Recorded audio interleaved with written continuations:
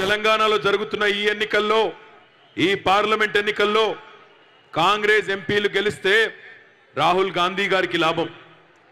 తెలంగాణ నుండి కాంగ్రెస్ ఎంపీలు గెలిస్తే రాహుల్ గాంధీకి లాభం.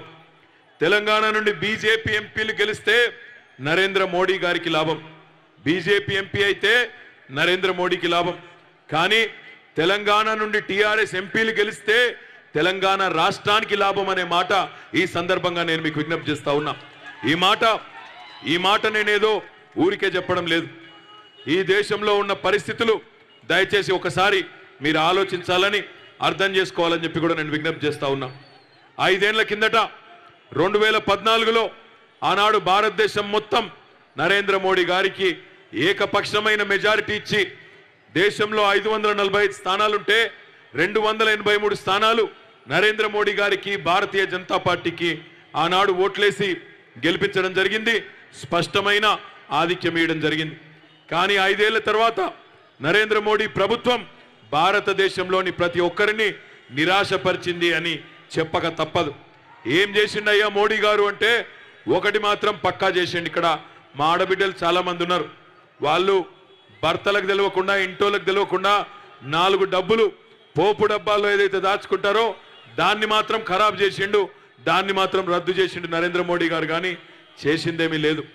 శుష్క ప్రియాలు శూన్య హస్తాలు అన్నట్టు తెలంగాణ రాష్ట్రానికి సంబంధించినంత వరకు మాత్రం మోడీ గారు చేసింది సున్నా అనే మాట వాస్తవం అనే మాట కూడా ఈ సందర్భంగా విజ్ఞప్తి చేస్తా ఉన్నా. అందుకే 5 ఏళ్ల తర్వాత ఈరోజు దేశవ్యాప్తంగా మోడీ గారి వేడి తగ్గింది, ఆయన గాలి తగ్గింది. కాంగ్రెస్ ఏమో పుంజుకోలేని పరిస్థితి. అందుకే రేపటి రోజున ఒక్కొక్క పార్లమెంట్ సీటు కూడా ఢిల్లీలో కీలకం కాబోతా ఉన్నది. మనందరం కూడా పట్టుబట్టి 16 మంది ఎంపీలను 16 మంది గులాబీ సైనికులను కేసీఆర్ గారి నాయకత్వంలో ఢిల్లీకి పంపించినట్టయితే రేపటి రోజున ఉప్పల్ నియోజకవర్గం కానీ హైదరాబాద్ నగరం కానీ మరింత వేగంగా అభివృద్ధి చేసుకునే అవకాశం కూడా మనకు ఉంటుంది. ఉదాహరణకి ఒక మాటలో మీ ఉప్పల్కి ఏం లాభం అవుతుందని మీరు అడగొచ్చు. టీఆర్ఎస్ ఎంపీ గెలిస్తే మనం ఇక్కడ ఉప్పల్ చౌరస్తా నుంచి నారపల్లి వరకు ఒక స్కైవే కడుకుంటా ఉన్నాం. అందులో ఈరోజు సింహభాగం డబ్బులు మెజారిటీ డబ్బులు మనం రాష్ట్ర ప్రభుత్వం నుంచే పెట్టుకుంటా ఉన్నాం. రేపటి రోజున 16 మంది పార్లమెంట్ సభ్యులు టీఆర్ఎస్ కుంటే ఆ 16 ఢిల్లీలో కీలకమైతే సంకీర్ణ ప్రభుత్వంలో రేపటి రోజున ప్రతి పైసా కేంద్ర ప్రభుత్వం నుంచే తెచ్చుకొని అదనంగా ఈ ప్రాంతంలో బ్రహ్మాండంగా పనిచేసుకునే అవకాశం ఉంటుంది. అది మాత్రమే కాదు, ఈరోజు ఉప్పల్లో మెట్రో పూర్తయింది.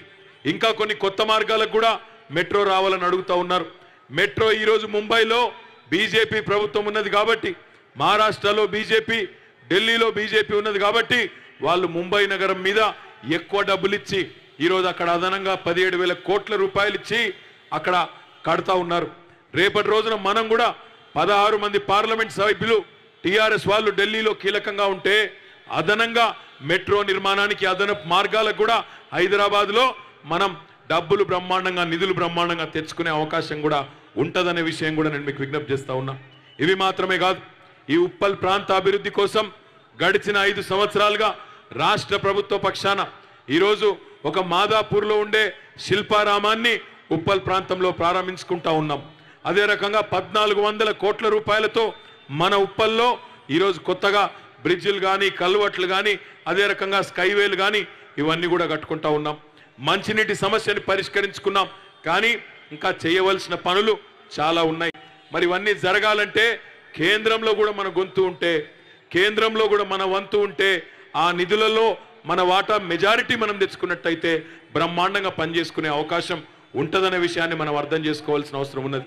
మీరు అడగొచ్చు ఎంపీలుంటే ఎట్లా వస్తాయి నిధులు అని. మీరు చూడండి ఢిల్లీ ఎట్లా నడుస్తున్నదో, జిస్కా లాఠీ ఉస్కా భ్యాన్స్ అన్నట్టు నడుస్తున్నది. ఎవరి దగ్గర కర్ర ఉంటే ఆయననే బర్రెని మలుపుకొని పోతున్న పరిస్థితి.